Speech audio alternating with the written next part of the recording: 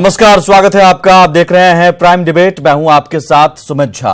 आज से 2 साल पहले मार्च 2016 में जेएनयू छात्र संघ के अध्यक्ष रहे कन्हैया जब देशद्रोह के आरोप में जेल से छूटकर आए तो आजादी के नारे लगाते लगाते तरह तरह की समस्याओं से चाहिए आजादी के नारे लगाए थे। उनमें से ही एक जातिवाद भी था जिससे कन्हैया आजादी मांगते उस वक्त नजर आए थे। लेकिन 2 साल बाद उसी जाति की सियासी जमात के सहारे सियासत की शुरुआत करने जा रहे हैं। जिस जातिवाद से आजादी की मांग करते रहे, अब शायद उसी जाति को आधार बनाकर वोट बैंक का समीकरण भी देखा जा रहा है। इसे समझने के लिए ग्राफिक्स के जरिए बेगूसराय की राजनीति को हम आपको समझाते हैं। बेगूसराय की राजनीति दरअसल है कैसी, ग्राफिक्स के जरिए समझिए।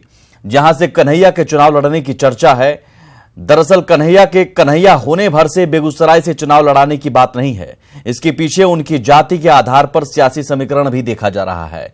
दरअसल बिहार के लेनिनग्राद कहे जाने वाले बेगूसराय भूमिहार बहुल सीट है। लेफ्ट इससे पहले भूमिहार उम्मीदवार ही उतारता रहा है। कन्हैया को बेगूसराय से लड़ाने के पीछे भूमिहार होना भी बड़ी वजह मानी जा रही है। हालांकि बेगूसराय से लेफ्ट की सिर्फ एक बार जीत हुई है। बेगूसराय जिले की बलिया सीट पहले लेफ्ट का गढ़ हुआ करती थी। 2014 लोकसभा चुनाव में अगर यहां देखें नतीजों को तो बीजेपी को 4,28,000 वोट मिले। भोला सिंह सांसद हैं, हालांकि इस बार उनका टिकट कट सकता है। 2014 चुनाव में आरजेडी को यहां 3,69,000 वोट मिले और दूसरे नंबर पर आरजेडी रहा। वहीं सीपीआई को 1,92,000 वोट यहां पर मिले थे 2014 में, जो इस बार कन्हैया के सहारे उम्मीदवारी का दावा ठोक रहा है।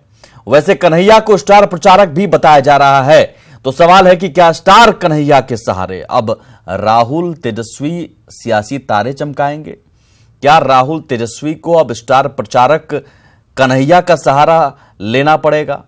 वहीं सवाल यह भी कि क्या कन्हैया के सहारे लेफ्ट को 16 सीटों पर लड़ने की आजादी मिलेगी और 16 सीटों की मांग पूरी होगी कैसे? इसे समझने के लिए एक और आंकड़ा आपके सामने। महागठबंधन के पास किसके पास कितनी सीटें हैं अभी ये देखिए। आरजेडी के पास अभी 3 है, 4 थी, हालांकि पप्पू यादव अलग हो चुके हैं। कांग्रेस के पास 2 सीटें हैं, एनसीपी के पास 1, लेफ्ट के पास कुछ भी नहीं। 2019 में अब किसका कितना दावा है? सीपीआई 6 सीटों पर दावा जता रहा है, सीपीआई-एमएल 5 सीटों पर, सीपीएम 5 सीटों पर और जीतन राम मांझी ने भी जुलाई में 5 सीटों पर दावा ठोका था। और अगर 16 सीट और मांझी की 5 सीट के दावे को मान लिया जाए तो 21 सीट दावे में सहयोगी दलों के दावे पूरे करने में हो जाते हैं। बचे 19 सीटें। क्या 19 सीटों में आरजेडी कांग्रेस अपने में बंटवारा कर लेगी, खुश हो जाएगी? यह भी एक माथापच्ची महागठबंधन में। तो आज सवाल महागठबंधन को लेकर और सवाल यह भी कि क्या कन्हैया महागठबंधन के सारथी बनेंगे।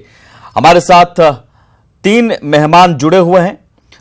हमारे साथ अरुण मिश्रा हैं जो सीपीआई केंद्रीय कमेटी के सदस्य हैं, मृत्युंजय तिवारी हैं आरजेडी प्रवक्ता और सुनील सिंह, डॉक्टर सुनील सिंह हैं जेडीयू प्रवक्ता। स्वागत है आप तीनों मेहमानों का। Arun Mishra ji, 5 CPM, 5 CPI, CPI-ML 6, 16 seat तो आप लेफ्ट पार्टियां ही मांग रहे हैं, तो बाकी 25 सीटों में आप चाह रहे हैं आरजेडी, कांग्रेस और जीतन राम मांझी गुजारा कर लें? सबसे पहले तो मैं समझता हूं कि एक सुधार कर लिया जाए। मैं यहां सीपीएम को रिप्रेजेंट कर रहा हूं। अच्छा। और जहां तक सवाल है, अभी किसी सीट के बारे में कोई चर्चा हुआ नहीं है।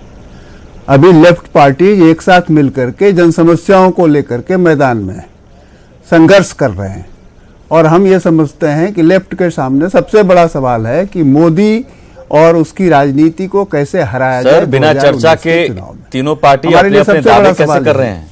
इसीलिए हमारा ये होगा कि हम बिहार में उन तमाम शक्तियों को जो भी भाजपा को हराने में दिलचस्पी रखते हैं वो सब आप एक साथ हों। एक सेकंड। उसमें हम लोगों की जो भूमिका होगी, वामपंथ की जो भूमिका होगी, उसको हम लोग निभाने के लिए तैयार हैं। तो सर यही बात पूरी तरह से हमारे लिए राजनीति सिर्फ जो है सीटों का खेल नहीं है, अरुण मिश्रा जी सुन लीजिए, अरुण मिश्रा जी सुन लीजिए, यही बात अब तक पूरा क्यों नहीं कही? जनतंत्र को खत्म करने की साजिश है। एक एक सेकंड, पूरी एक तरह से सेकंड। देश में जो एक सांप्रदायिक ध्रुवीकरण की कोशिश है, पूरी तरह से जो देश में नव उदारवाद के जरिए अरुण मिश्रा जी, गरीबों, आप तक आवाज आ रही है तो हमला फिर हो रहा सवाल है। भी सुन ये लीजिए। सारे सवाल हमारे लिए 5 सीट पर आपने ही दावा किया कि हम तो 5 सीट पर तैयारी कर रहे हैं, लड़ेंगे 5 सीट पर।